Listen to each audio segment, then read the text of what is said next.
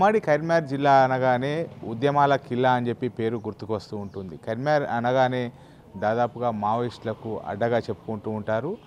ఈ కరీంనగర్ ఏదైతే ఉమ్మడి కరీంనగర్ జిల్లా వ్యాప్తంగానే చాలామంది కూడా ఇటు మావోయిస్టు లోపల పెద్ద పెద్ద లీడర్లుగా ఎదిగినటువంటి పరిస్థితి. అగ్ర నాయకులు అంటే దాదాపుగా భారతదేశం లోపలనే పేరు గాంచినటువంటి వారిగా చెప్పుకోవచ్చు. ముఖ్యంగా ఇటు జగిత్యాల జైత్రయాత్ర కావచ్చు, అదేవిధంగా పెద్దపల్లి జిల్లాకు చెందినటువంటి మావోయిస్టు అగ్రనేతలు కిషన్జీ మొత్తం కూడా భారతదేశం లోపలనే పెద్ద పేరు గడించినటువంటి వ్యక్తి. పట్నని మావోయిస్టుగా పేరు గడించినటువంటి ఇటు మల్లోజుల వెంకట కృష్ణ గారు ఈరోజు మహారాష్ట్ర ప్రభుత్వం ఆధ్వర్యం లోపల కూడా లొంగిపోవడం కూడా జరిగింది. ప్రస్తుతం మనము పెద్దపల్లి జిల్లా కేంద్రం లోపల ఉన్నటువంటి మల్లోజుల ఇంటి వద్ద ఉన్నాము. ఏదైతే ఈ కనబడేటువంటి ఇల్లు ఉందో ఇది మల్లోజులకు సంబంధించినట్టు వేణుగోపాలరావుకు సంబంధించినటువంటి ఇల్లుగా చెప్పుకుంటారు. దాదాపుగా ఇక్కడ మల్లోజుల వేణుగోపాలరావు అంటే కూడా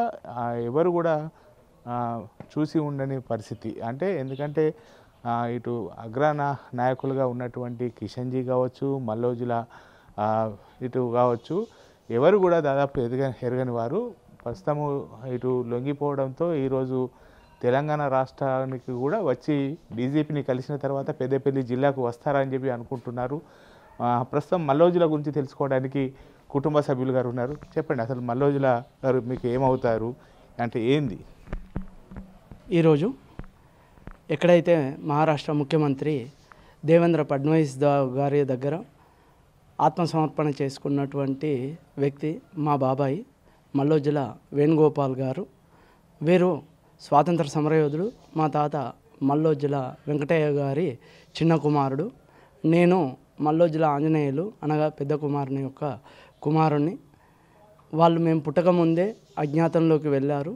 సమసమాజ స్థాపన కోసమని, బడుగు బలహీన వర్గాల కోసమని తమ యొక్క జీవితాలను త్యాగం చేస్తూ ఈ రెండవ బాబాయ్, మూడవ బాబాయ్ ఇరువురు కూడా అడవి బాట పుట్టారు. మేము అప్పటికి ఇంకా పుట్టలేదు. ఆ సందర్భంలో 1980లో మేము జన్మించడం జరిగింది. వాళ్ళ తల్లిదండ్రుల దగ్గర నుంచి వాళ్లకు ఆ యొక్క భావాలు అంటే సమాజం యొక్క భావాలు పుణికిపుచ్చుకున్నారు. చిన్నప్పటి నుంచే నానమ్మ ఉండగా చెప్పేది. చిన్నప్పటి నుంచే సమాజం గురించి, మంచి చెడుల గురించి ఎక్కువగా వాళ్ళు ఈ రాజకీయాల గురించి, సమాజం గురించి ఎక్కువగా ఆలోచించేవాళ్ళు.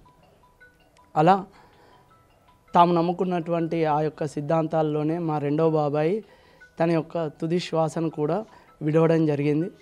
ఈరోజు మూడవ బాబాయి మారుతున్నటువంటి కాలమాన పరిస్థితులకు అనుగుణంగా తాను తీసుకున్నటువంటి నిర్ణయాన్ని మేము స్వాగతిస్తున్నాం, ఆనందిస్తున్నాం.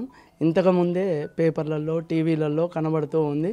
తాను ఆత్మసమర్పణ చేసుకున్నాడు దేవేంద్ర ఫడ్నవీస్ గారి దగ్గర, మహారాష్ట్ర ముఖ్యమంత్రి దగ్గర అని టీవీల్లో చూడడం జరిగింది. అంటే మీ కుటుంబం నుంచే కిషన్జీ కావచ్చు, వేణుగోపాలరావు గారు కావచ్చు వెళ్ళారు అంటే సమాజాన్ని పునర్నిర్మాణం, ఎందుకంటే అప్పుడు ఉన్నటువంటి పరిస్థితుల లోపల సమాజం కోసం అడవి బాట పట్టారు.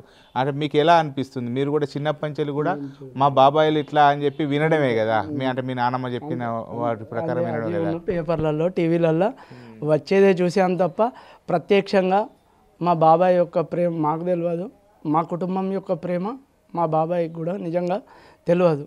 వాళ్ళు కుటుంబాన్ని త్యాగం చేసి, వాళ్ళ జీవితాలను త్యాగం చేసుకొని వాళ్ళు నమ్మినటువంటి సిద్ధాంతాల కోసం అడవి బాట పట్టారు.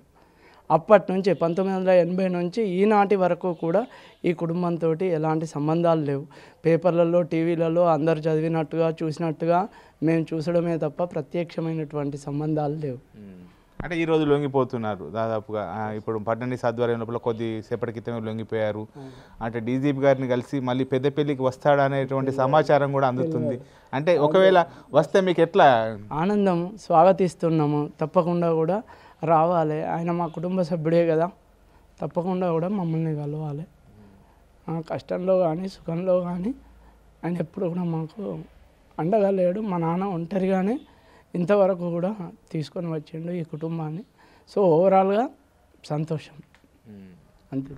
అంటే మీరు కూడా చూడాలని అనుకుంటున్నారా మీ బాబాయ్ని? తప్పకుండా చూడాలి. అధికారుల నుంచి కానీ, పోలీసుల నుంచి కానీ, ప్రభుత్వం నుంచి కానీ ఇప్పటివరకు ఏ సమాచారం లేదు. ఎట్లయితే మీరు కానీ ఊర్లో వాళ్ళు, వాడలో వాళ్ళు ఎట్లయితే పేపర్లలో టీవీలలో చూసి సమాచారం తెలుసుకుంటారో ఆ విధంగానే సమాచారం తెలుసుకోండి తప్ప అంతకన్నా ఎక్కువ ఏముంది. కిషన్ జీ గారు చనిపోయినప్పుడు మీరు చూసారా అతన్ని? చూసాము. విగత జీవిగా వచ్చాడు. అప్పుడు తల్లి ఉండే విగత జీవిగా వచ్చి తనను చాలా దుర్భరమైనటువంటి స్థితుల్లోకి నెట్టివేయడం జరిగింది. చాలా దుఃఖపడ్డది. తాను చివరికి చనిపోయే ముందు వరకైనా కూడా చిన్న కుమారుడినైనా చూస్తానో అనేటువంటి ఆశతోటి ఉండే, కానీ ఆ ఆశ కూడా నెరవేరలేదు.